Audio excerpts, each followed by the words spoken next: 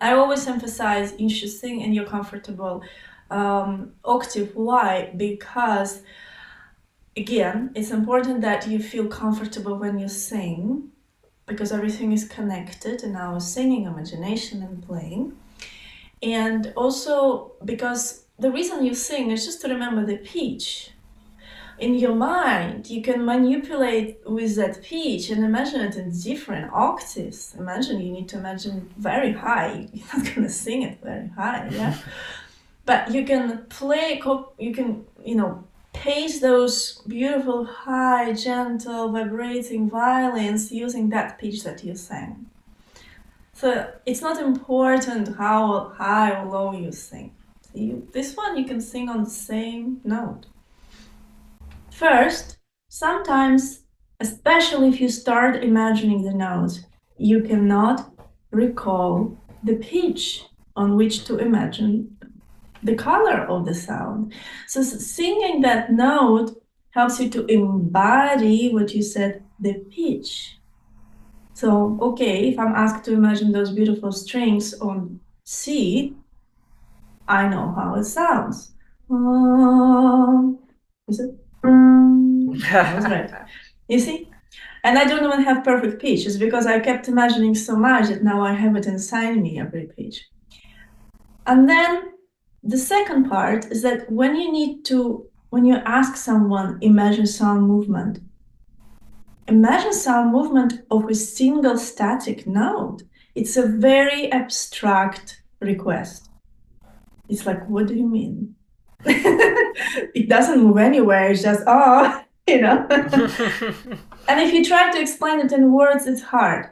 But if you engage it, if we embody that sound movement, then it creates this blueprint, and then we remember it in vocal cords, we remember it through oral experience, and now we can use it and we can imagine it.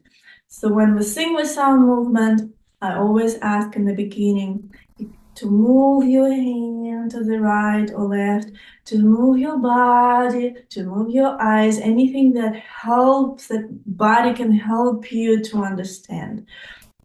So I sometimes say the vibration of the sound is like a river flowing to the right and flowing to the left. So all of this just helps to grasp these very abstract ideas of pitch and sound movement. Every time we're gonna sing, whether it's singing for sound imagination or for intonation later, we always sing on because that gives the most relaxed sensation to our vocal cords. If you sing o, e, u,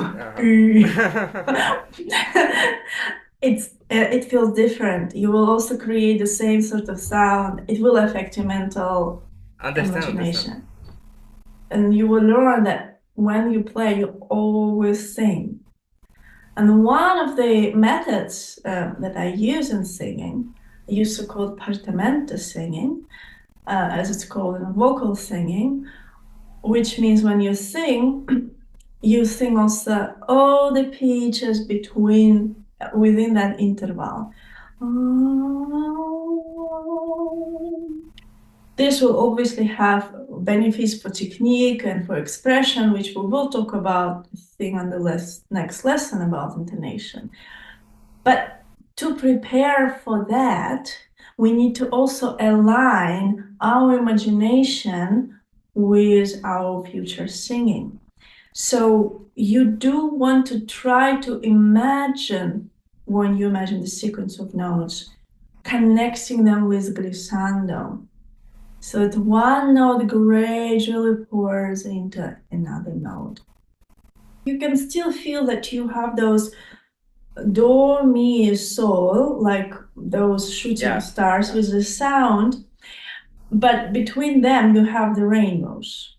So it's not like, oh, it's actually, oh. Can you imagine these three notes? Yeah. It's interesting because when I do that, I don't need to make an effort mentally. It's like it's almost like a hallucination. You have embodied it, yeah. Yeah. Yeah, absolutely. Always good.